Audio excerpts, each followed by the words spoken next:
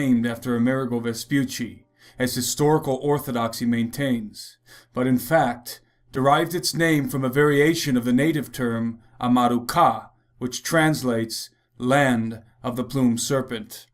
The objective now is to identify what or who this plumed serpent represents. In order to do this, we need to turn to the mythology of the three great empires that once dominated the Americas: the Maya, the Aztec, and the Inca. There are many similarities between the cultures of these three civilizations, especially in relationship to their societal constructs, architecture, technological development, pagan practices, and pantheon of deities. Among the gods of the Maya, Aztec, and Inca, one entity in particular is nearly identical in all of its attributes: the great plumed or feathered serpent. To the Maya, he was Kukulkan; to the Aztec, Quetzalcoatl; to the Inca, Viracocha and Amaru. The worship of the serpent or dragon was not exclusive to the Americas, but ubiquitous throughout the ancient world, and most often associated with heliolatry, the worship of the sun. In her enormously influential work, The Secret Doctrine, infamous occultist Madame Blavatsky elucidates. The tradition of the dragon and the sun is echoed in every part of the world, both in its civilized and semi-savage regions. It took rise in the whisperings about secret initiations among the profane, and was established universally through the once universal heliolatrous religion. There was a time when the four parts of the world were covered with a temple sacred to the sun and the dragon. But the cult is now preserved mostly in China and the Buddhist countries. We find A, the priests assuming the name of the gods they served; B, the dragons held throughout all antiquity as the symbols of immortality and wisdom, of secret knowledge and of eternity; and C, the hierophants of Egypt, of Babylon, and India, styling themselves generally the sons of the dragon and serpents. The ancients living in the great civilizations of antiquity were not stupid. Contrary to contemporary notions, they did not literally worship the sun and the serpent, but instead the philosophy and deity they symbolized. The sun and the serpent are oftentimes depicted together in correlation with one another because they represent the same thing, one in a material sense and the other a metaphysical sense. Just as the physical sun enlightens the earth and makes telluric life possible, so the spiritual serpent enlightens mankind and guides him into eternal life. Just as the sun rises and sets anew, so the serpent sheds its skin anew, an allegory of resurrection. Above all, the sun and the serpent signify enlightenment and apotheosis, the tree of knowledge, pointing irrefutably to one notorious character. Then the serpent said to the woman, "You will not surely die, for God knows that in the day you eat of it, your eyes will be opened, and you will be like God, knowing good and evil." So when the woman saw that the tree was good for food, that it was pleasant to the eyes, and a tree desirable to make one wise, she took of its fruit and ate. She also gave to her husband with her, and he ate. Then the eyes of both of them were opened. In the occult, the sun and the serpent, or dragon, are direct references to Satan, that serpent of old, as the Bible calls him, and Lucifer. Originating in the Latin Vulgate translation of the Bible, the name Lucifer is a derivation of the Latin term for light-bearer, resulting from the words lux, meaning light, and ferre, to bear. Thus, the sun is an appropriate symbol for Lucifer, as affirmed by renowned Sovereign Grand Commander of the Scottish Rite of Freemasonry, Albert Pike. Lucifer, the light-bearer. Strange and mysterious name to give to the spirit of darkness. Lucifer, the son of the morning.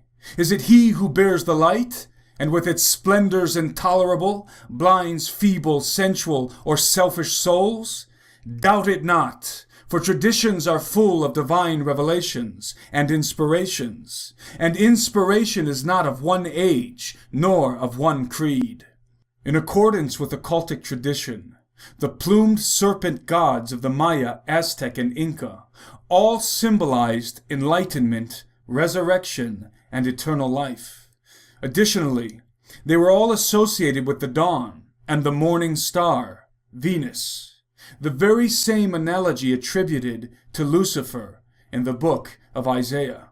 How you are fallen from heaven, O Lucifer, son of the morning! How you are cut down to the ground, you who weakened the nations.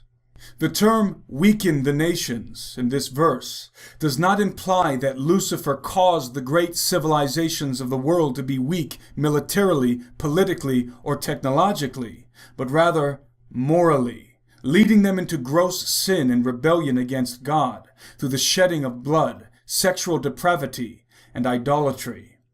But in the traditions of the occult, the influence of Lucifer in society is viewed inversely. In other words, he does not weaken the nations, but enlightens them. Ultimately, the consequences of Lucifer's enlightenment are always the same: bloodlust, tyranny, and death. This is certainly indicative of the Maya, Aztec, and Inca, all of whom are infamous for human sacrifice. The plumed serpent deities Kukulkan, Quetzalcoatl, and Viracocha were not just worshipped as distant and impersonal gods, but were actually credited with the founding of their civilizations and the intimate dissemination of secret knowledge. In fact, each of these entities is said to have lived among his people for a time, teaching them the occultic sciences and mysteries before departing over the sea.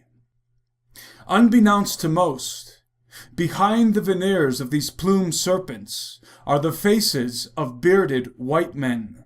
Kukulkan, Quetzalcoatl, and Viracocha were not only alike in serpent form, but also in human form.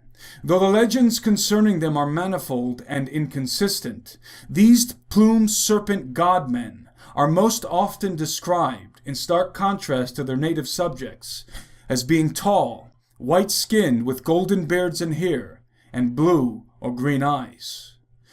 Whereas Viracocha was said to have emerged from the depths of Lake Titicaca on the border of Peru and Bolivia, Kukulkan and Quetzalcoatl came over the sea from a distant land, a land that was destroyed in a great flood. Amaruca, the first plumed serpent priest-king in the legends of the Inca, was said to have arrived by passing through a stargate called the Gateway of the Gods, from the land of the gods, which had been destroyed in a great flood, bearing in his hands the mystical solar disk of their sacred temple. Like Viracocha, he too was of white complexion with blonde hair. It is precisely because the Aztec and Inca were expecting Quetzalcoatl and Viracocha to return from over the sea that the Spanish conquistadores, with their Caucasian bearded faces and advanced technology, were at first received and venerated as gods, a fatal mistake that would ultimately lead to the total annihilation of both civilizations. The question now arises: who were these plumed serpent godmen that founded the Maya, Aztec, and Inca civilizations, and where did they come from? There are many speculations. To the skeptic, they are little more than the fancy of primitive myth, probably derived from contact with European missionaries who visited the Americas in the Middle Ages. Other more intrepid minds contend that they were humanoid aliens from the Pleiades star cluster, and some believe that they were ascended masters from the ethereal plane, even Jesus Christ. Although I cannot say for certain exactly who they were, I believe that the origin and nature of the plumed serpent godmen can be distilled from the legends concerning them.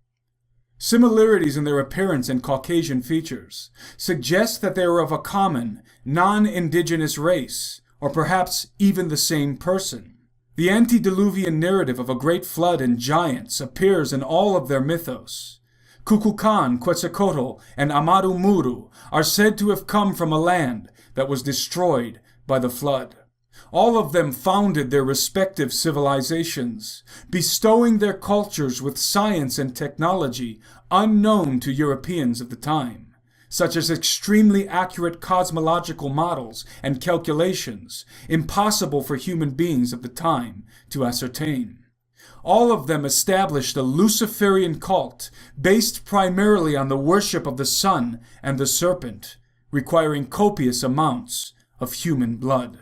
Aside from these clues, all of the plumed or feathered serpent deities of the Americas were associated with the wind and flight.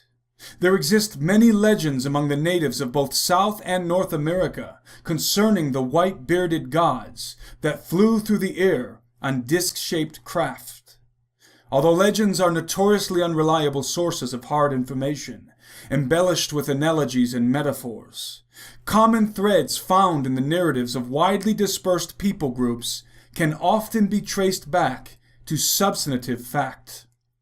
It is my postulation that the plumed serpent does not represent a literal depiction of Maya, Aztec, and Inca deities, but a symbolic one, pointing to Lucifer, and to a secret priesthood of highly advanced beings from antediluvian descent, the sons of the dragon, as they are called in the secret doctrine, the keepers and teachers of the Luciferian lie.